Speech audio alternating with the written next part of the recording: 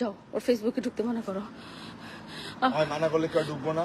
এই যে মামুন আজকে মেরে আমার চেহারা কি বানাই দিছে, আমার পেজ ডিলিট করে দিছে। আমি জানি আমার পেজ আমি ডিলিট করে দিছে ভাইয়ারা।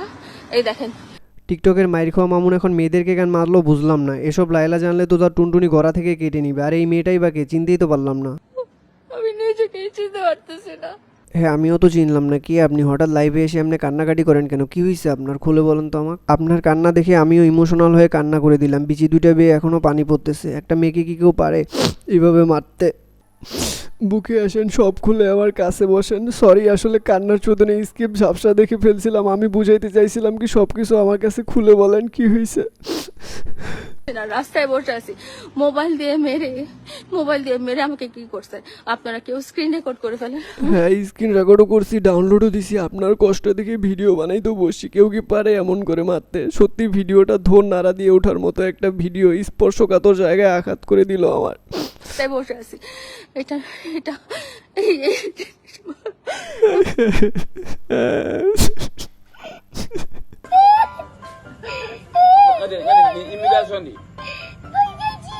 মোবাইল দিয়ে মেরে আমার চেহারা কি করে দিছে। আমার পেজ, আমার টিকটক, আমার সবকিছু ডিলিট করে দিছে। মদ খেয়ে মাথা লয়ে আজকে এগুলো করছে। মদ খেয়ে কেন টিকটক আর ফেসবুকের পেজগুলো ডিলিট করতে হয়? এমনি কি করা যায় না? মদ খেয়ে মেয়েটাকেও মার দিয়ে অপরিচিত বানাই দিল আমাদের। মদ খেয়ে আমার চেহারা আমি চিনতে পারতেছি। আপনারা কেউ স্ক্রিন রেকর্ড করেন, কারণ আমার পেজ নাই। আমি জানি আপনাদেরকে বলতে পারবো না। আমি বাড়িধারা টিউএচএসে আছি। আমি 999-এ কল দিছি। আমাকে ক্যান্টনমেন্ট থানায় যখন কানেক্ট করে দিচ্ছে, ক্যান্টনমেন্ট থানা বলছে যে আমরা আসতে পারবো না। পুলিশ যায়নি তো কি হয়েছে? তুমি তো আমাকে ফোন দিতে পারতা। আমি আসি না তোমার জন্য, মানে আমরা আসি না তোমার জন্য। দাঁড়াও আমরা যাচ্ছি। চল চল চল চল এই গাড়ি স্টার্ট কর। এখানে আসতে পারমিশন লাগে, এত রাতে কে পারমিশন দিবে? কারোরই পারমিশন লাগবে না আমার। তুমি পারমিশন দিলেই হবে। তুমি পারমিশন দিলে ঝড় বৃষ্টি কোনো কিছুই আটকায় রাখতে পারবে না আমাকে। तू समझा? हाँ नहीं तू समझा नहीं। মামুন আমাকে মেরে এই যে কি করছে, এই যে আমার পেজ গায়েব করে দিবে ও বলছে। ও মায়েরে, দেখতে তো মামুনের সুগার মাম্মির মতো লাগে। এতক্ষণ এই টিকটকার সুগার মাম্মির জন্য কি আমি ইমোশনাল হয়ে গেছিলাম? Emotional damage. শালা মাদার চোর টিকটকারের বাচ্চা, বারবার ইমোশন নিয়ে খেলে যাবার নতুন নাটক নিয়ে আসিস। তোর হগায় আজকে মরিচ থেতলায় ঢুকাই দিব। ভাই রে ভাই, বিশ্বাস করে এই সুগার মাম্মি আর সুগার বাবার কয়েকদিন পর যখনই এদের চাই সুগার কেনার টাকা থাকে না, চলে আসে চুতিয়ামি করতে। তো চলো এদের চুতিয়ামি আজকে এদের পিছনে ভরে আসা যাক। হ্যালো ভাই বেদার, ওয়েলকাম ব্যাক। তো কেমন আছো তোমরা?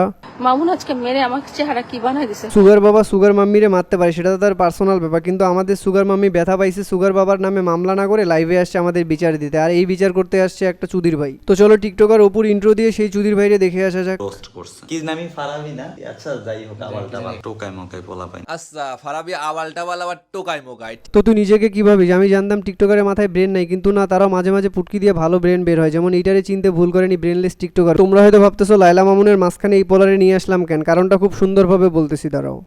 কারণ আমার পেজ নাই, আমি জানি আপনাদেরকে বলতে পারবো না। এই ভিডিওটা দেখার পর সত্যি আমার খুবই খারাপ লাগছে, তাই দুইটা কথা বলতে চলে আসলাম। আলে লে তোর খারাপ লাগছে? তাহলে বল দুইটা কথা আমিও শুনি। দেখেন ভাই, লাইলা আপুকে আমি অনেক আগে থেকেই চিনি, কারণ তিনি আমাকে মাঝে মাঝে মেসেজ করতো। আর যতবারই মেসেজ করতো ততবারই মামুনকে নিয়েই বলতো, মানে মামুন এই করছে, মামুন সেই করছে, মামুনের মানে সবসময় মামুনের প্রশংসা করতেই থাকতো। তোর সামনে মামুনের প্রশংসা করতো, আর তুই এখন অডিয়েন্সের সামনে লাইলার প্রশংসা করতে আসছিস। মামুনের অনুপস্থিতিতে সিম্পেথি দেখায় যেন তুইও চান্স নিতে পারিস। আচ্ছা বুঝলাম, এরপরে কথা কি বল। কিছুদিন আগে যখন মামুনের সাথে ঝামেলা হলো, তখন আমার মেসেজ দিয়ে বলছিল যে ভাইয়া একটা বুদ্ধি দেন যে আমি এখন কি করবো, মামুনরে কেমনে ফিরে পাবো। মানে সবসময় তার মাথার মধ্যে বা তার পুরাটা জুড়ে আগো শোনাগো, খুব কষ্ট হচ্ছে নাকি? এর আগে ঝামেলা তাহলে এই পলাটাই মিটাই দিছে একটু হইলো, যেটা বুঝলাম। খুবই ভালো কাজ করছে, সেটার জন্য ধন্যবাদ। নাটকের সাথে মিলিত হওয়ার জন্য ডাবল ধন্যবাদ। আজকে লাইলার পাশে দাঁড়ানোর জন্য ট্রিপল ধন্যবাদ। কথা বলতাম না, মানে যখন টিকটকারদের নিয়ে ভিডিও বানাইতাম তখন একটা কথা বলতাম যে মানুষ পরিবর্তনশীল, কিন্তু টিকটকাররা কখনো পরিবর্তন হয় না। হাজি থেকে বাজি হইতে সময় লাগে না যাদের, তারা নাকি কখনোই পরিবর্তন হয় না। আচ্ছা ভালো কথা, কিন্তু তোকে তো দেখি টিকটকারদের মতো লজিক নিয়ে ভিডিও বানাতে বসিস। মানে ভাই বিশ্বাস করো, এই পলার কাজ অন্যের স্বামী স্ত্রী বা গার্লফ্রেন্ড বয়ফ্রেন্ডের মধ্যে ঝগড়া হলে কোনো কিছু না বুঝে সিম্পেথি দেখাইতে চলে আসে। কারণ তাদের ব্রেকআপ বা ডিভোর্সের পর যদি এই পলা একটু ভাগ পায়। হ্যাঁ,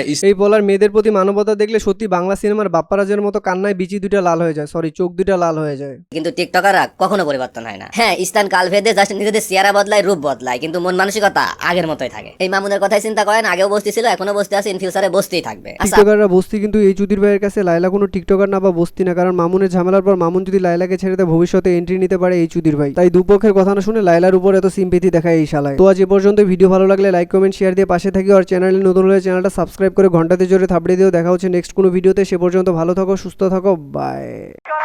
Uçuyor yıldızlara müptezel bayan Harmanım, hava nerede çarşafım Gördüğüm bu paketler benim dermanım Hoppa yavaşça